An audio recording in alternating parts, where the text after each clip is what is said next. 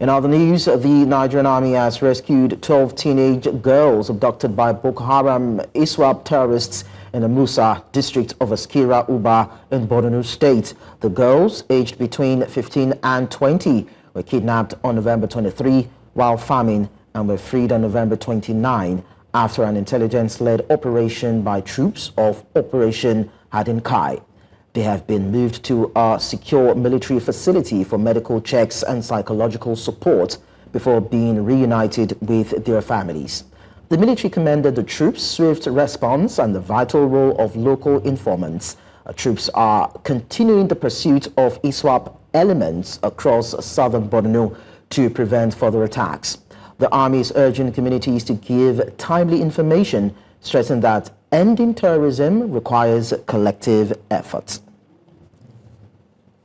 To discuss this, we are joined by the chairman of the Christian Association of Nigeria in the Northern Region and the FCT, Reverend John Hayab, and he will be discussing these with us. Thank you so much, Reverend Hayab, for joining us. Evening, viewers. Okay, so how would you describe the current pattern of abductions across the country, especially in the north? And what concerns you the most about this spate of attacks? It is quite disheartening. It is quite painful that despite the gains we thought we have achieved, now we are beginning to go back to this era of kidnapping again. And the rate at which the kidnapping is happening is multiple at a given time.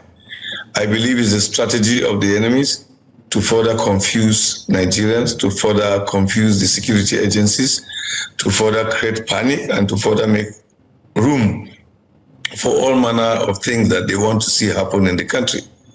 But for me, I think this call for Nigerians to unite, this call for Nigerians to see this differently as a fight against all of us, a fight against our nation, a fight against our collective and intelligence, and stop every controversy and debate and just focus on how do we unite this country to bring this evil to an end, because you can see the pattern. It's just a strategy to further confuse Nigerians. And if we are not careful, we'll fall into the ploy and get ourselves confused instead of finding a solution. Now, we see that the northern governors have postponed their planned emergency meeting on insecurity. Then, considering the fact that, according to a report, they received about 56 billion naira in 9 months, how would you describe their approach to tackling insecurity in their region? Would you say they have done enough, or there are still issues that you consider a challenge for them? Well, you see, you have to look at every state and consider how they are trying to address this matter. Though security issue is a national issue, but at every given state, you will see a different approach and you see a different situation. I'm not holding vote for any governor, but I do know that governors, though we call them the chief security officers of their state, but they still do not have what it takes to command the troop, to order the troop, and to ask them to go out there and fight. But there is also what government can do. And this is what I feel we should talk, discuss, and agree and work together to find a way of bringing this evil to an end. The era of excuses is over. We have a commander-in-chief, and from what we know, last week he gave a lot of orders. If these orders can be put into action within a short time, I see that these evil men that are deliberately looking for a way to divide Nigeria, deliberately looking for a way to further create disunity in Nigeria and further create confusion. We do know that evil is happening in our country, but the pattern shows that it is something more than what we are seeing. So we have to be calm, look at this from the eyes of wisdom. If such money has been given to our state governors and insecurity has not been resolved or insecurity has not improved, we as citizens have a responsibility to ask them questions. But that's where I still want to repeat that this situation varies from one state to the other.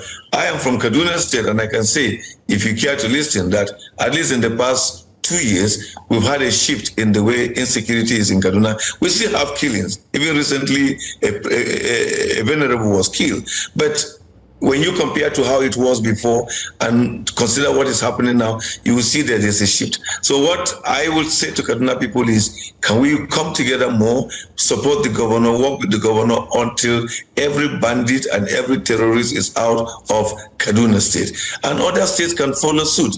What are those unique strategies that they believe they will use in their state and it will give them result? Can we be creative and do what will give us result? But in everything we do, we must be honest. We must carry the people along. The people must be able to trust us and know that we are doing it right. But I think these enemies of the country are out for a serious push, and our government must wake up to show them that we have a government that will not allow them to disintegrate this country. Okay, so you said that the citizens have the right to ask questions and make their government accountable. But some people say that religious bodies too are too quiet over the killings and insecurity in the country. How would you respond to this claim? Well, people have the right to say what they want to say. Within the last 3 weeks, I've appeared on just your television more than 10 times. So where are we quiet? In our system, we don't have to call everybody to be talking. I speak for the Christian North, and there are also voices that are also adding and speaking to what I'm saying. And I know that there are Muslim clerics who are also speaking for the Muslim in the North. I remember the other day I featured in one very important conversation on Trust TV with a very important imam, and we discussed this honestly, apologizing where we realize that things have gone wrong and calling on our colleagues to find a way of ensuring that we get to the root of this matter, and also appealing and calling on government to act responsibly, to stop the denial, stop the rhetoric, and act responsibly. But you see, it is not every day we should be coming and accusing. Let's also be honest to ourselves that as much as certain things are not done right, there are many things that are also done right.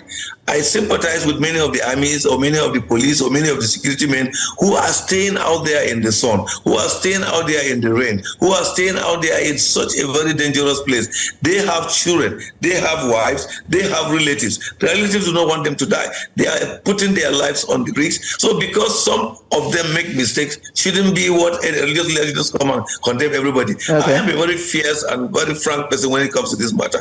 But I also understand that there is a need for us to appreciate the effort that has been done, to appreciate those who are making the effort, but call on others to do more, to act more, and especially those who call the shots, those who are responsible in ensuring that things are done, must know that people are watching, and whatever they do, if they do not do it honestly, they will be judged either here on earth or one day before God. Okay. Now, I'd like to also ask this. We've seen the trend anyway.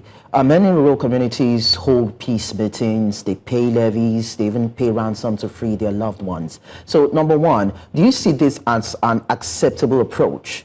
And two, do you think that now is the time to start talking about the creation of a state police?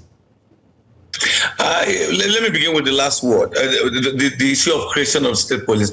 Honestly speaking, the idea of state police is long overdue. We have just been debating around this matter for too long.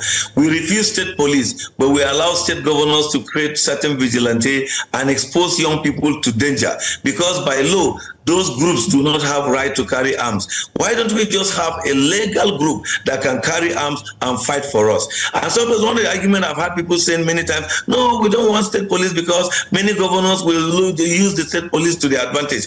Brothers, if any governor foolishly think that he wants to manipulate state police to his advantage, in Nigerian democracy, there is a tenor. You either serve for 1 full-time 4 years, or you serve for 2-time 4 years, and in 8 years you will cease to be governor. If you twist the police, if you manipulate the state police, a day will come that you will not be governor, you will also pay for it. So we must not be afraid of attempting what will help us just because some few people will not use it right. After all, one of the challenges we have is our inability of citizens to see governors as our responsibility. We make a governor or we make elected people as the honor of government. No, sir.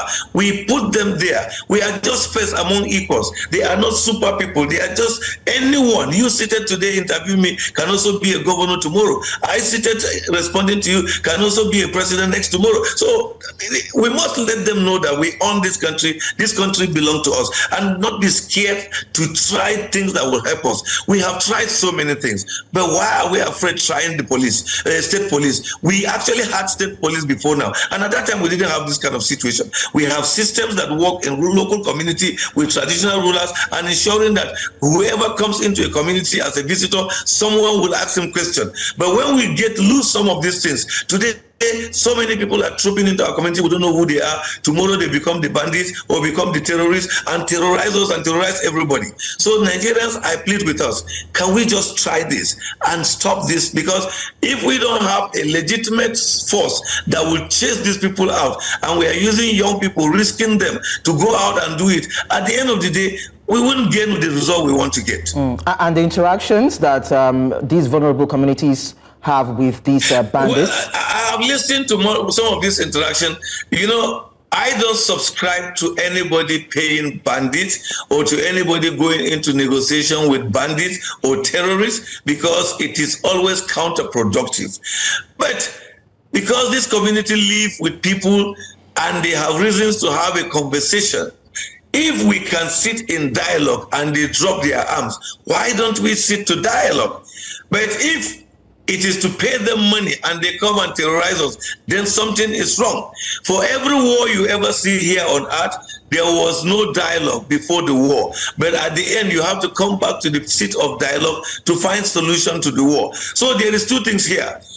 If the community are engaging in dialogue, those who refuse the dialogue and want to hit on the community, then government through the security agency have a responsibility to tell the other person who do not want peace in the community that there is a government in this country.